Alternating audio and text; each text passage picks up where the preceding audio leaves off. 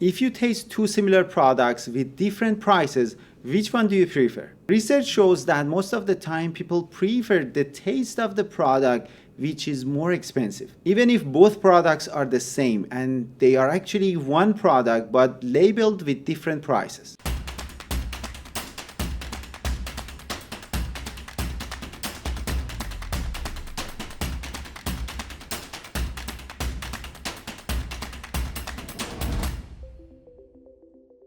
Hello everyone, here is Iman, and in this video I want to talk about price and pricing strategies. Okay, let's dive into it. Actually, price is one of the most important elements of our marketing mix. That's the only P that actually creates value and profit for our company. So we need to make sure that we set our prices properly. Okay, we have three major pricing strategies: value-based pricing, cost-based pricing, and competition-based pricing. Let's look at them one by one. In value-based pricing, you try to understand your customer's perception of the value of your product. So by setting your prices based on the value that you are creating for your customers, you try to increase your profit as well. As you guessed correctly, it's more beneficial and more useful for businesses and products that can create more values for their customers than the cost that they create for their manufacturers. So in this pricing strategy, actually businesses try to add to their values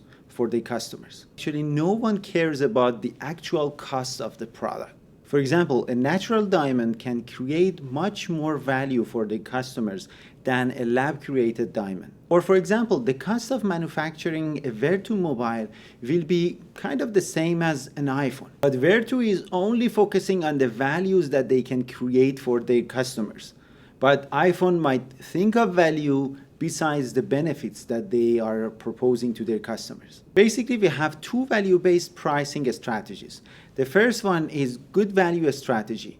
Good value strategy is whenever you propose a value and you ask for a money and price for that value, and people might think that, okay, it's fair and it's worth it. So in this case, you are using a good value pricing strategy. For example, whenever you go to a restaurant and order a food, when you eat the meal, you might say, okay, it's worth it. Why? Because the quality of the meal actually meets your expectations. The other value-based strategy is value-added pricing strategy. Whenever you add more features, values, and services to your current product to make sure that it's worth its higher and premium prices. This can be exactly the pricing strategy of Vertu cell phones. Okay, it's not always easy to propose higher values. Sometimes it's really hard to compete with luxury brands in the market.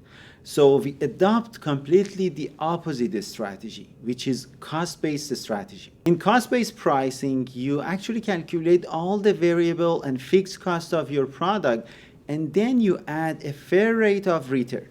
Walmart, for example, they set the prices based on the total cost of their products and operations. Again, here we have two pricing strategies: cost plus strategy and break-even strategy. In cost plus pricing, companies try to add a standard markup to the cost of the product. But in break-even pricing, you set the price to break even on the cost of making and marketing the product.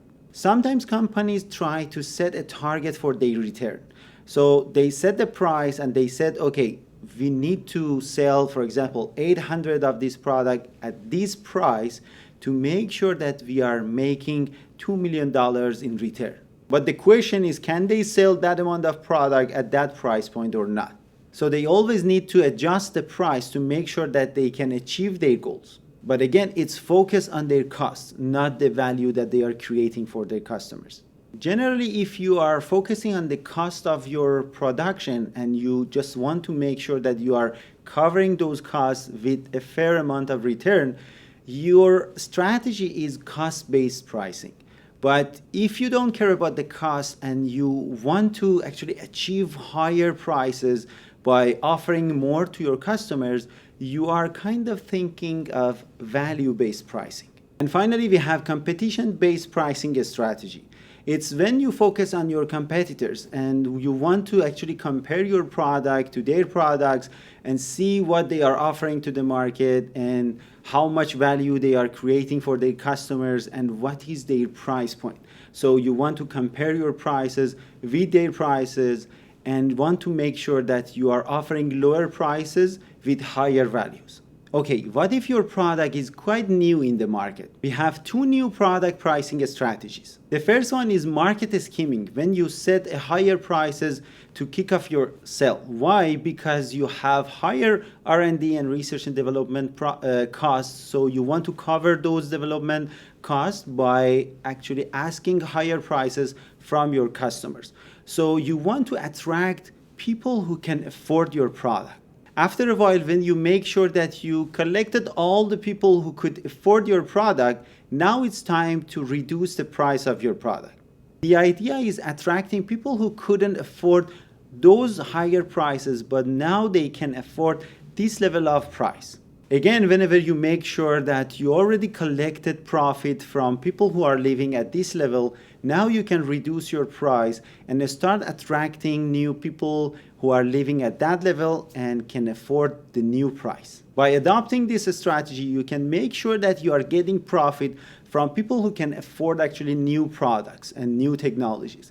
And then after a while, when you stabilize your cost and reduce actually your cost, now it's time to make it more available to a broader audience. And you see this happens most of the time in technology industries. So they start by introducing a high-tech product with higher prices, and then after a while, after 2 months, 6 months, they reduce the prices. Okay, the other new product pricing strategy is completely the opposite.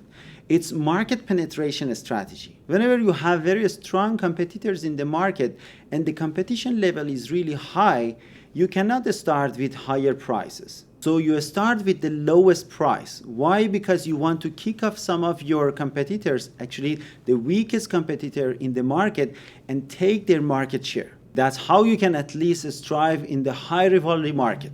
Okay, whenever you decided about your main pricing strategies, it's time to go deeper and look into your product mix and product lines and see how you can get the most benefit from their prices. Actually, we want to make sure that they are supporting each other and we are getting the highest value and profit from the combination of the price points of different products in our product mix. Okay, the first strategy is product line pricing, when we are looking into our products within a product line.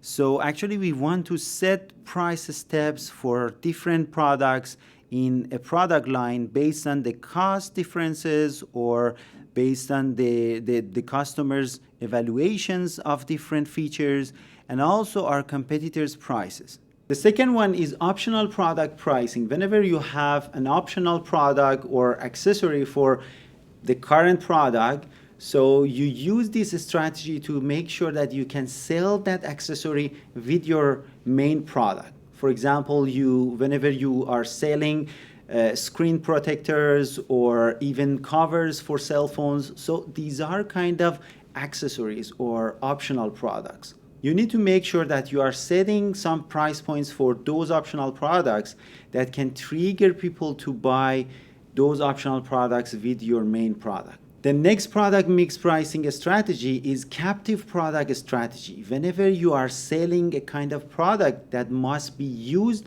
with the main product, such as blades for razors or cartridges for printers. The next strategy is by-product pricing. Whenever you set a price for your low-value byproducts or even waste to get rid of them or even make money out of them. For example, a company that produces juice may sell the fruit pulp or peels to cosmetic or food companies for further use in products like essential oils or animal feed.